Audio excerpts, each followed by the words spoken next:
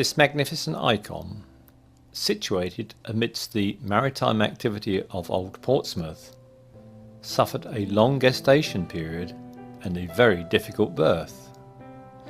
The conception took place at an informal meeting of three men here in the Still & West on Spice Island.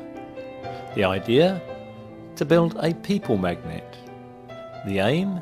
To draw visitors to the newly regenerated area of Portsmouth. Originally it was to be the Millennium Tower, but lengthy debates about cost and viability, plus lengthy consultations with the public, who had a choice of 3 projects to choose from, caused a delay of 2 years. The final decision was overwhelming support for the sail-shaped design, which, not too surprisingly, was the most expensive at £36.5 million.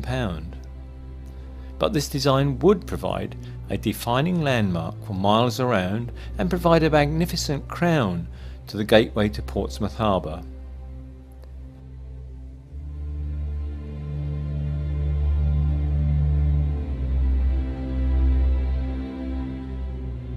It was the 15th of September 1999 before Portsmouth City Council sat to make an irreversible decision to approve the idea or to abandon it.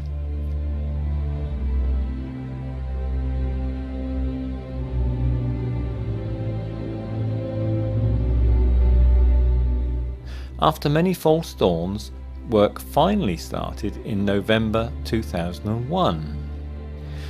The first job was to make quite sure there were no World War II munitions buried in the soil around the site.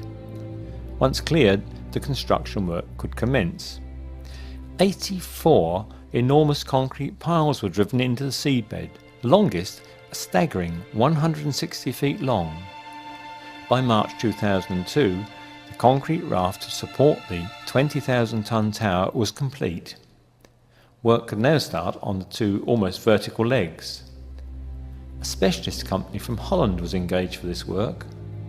Work that necessitated pouring concrete 24 hours a day for 6 months. With the legs in place by November 2003, the steelwork fabricated by Butterley of Derbyshire could now be brought on site, assembled and erected. This work was particularly difficult in such a confined space. But by early 2004, the 1,200 tons of steel was in place, and by summer, painting of the structure could commence. January 2005 saw the tower's crowning glory, a 90-foot-high cone weighing 127 tons, gently lifted into place.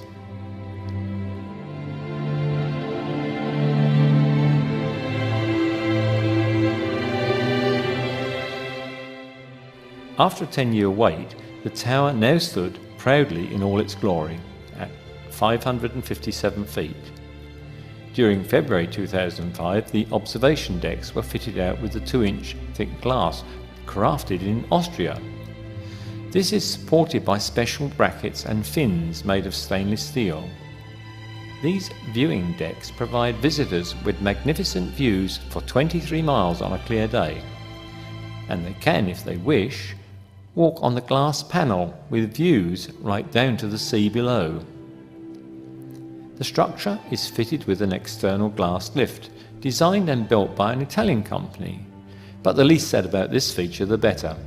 It still doesn't work and has thrown the whole concept of the project into doubt, because it was to have provided an alternative escape route in an emergency.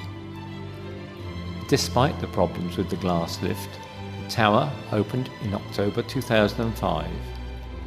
Portsmouth now has a gleaming tower standing proudly over the harbour, a beautiful icon, equalling anything around the world.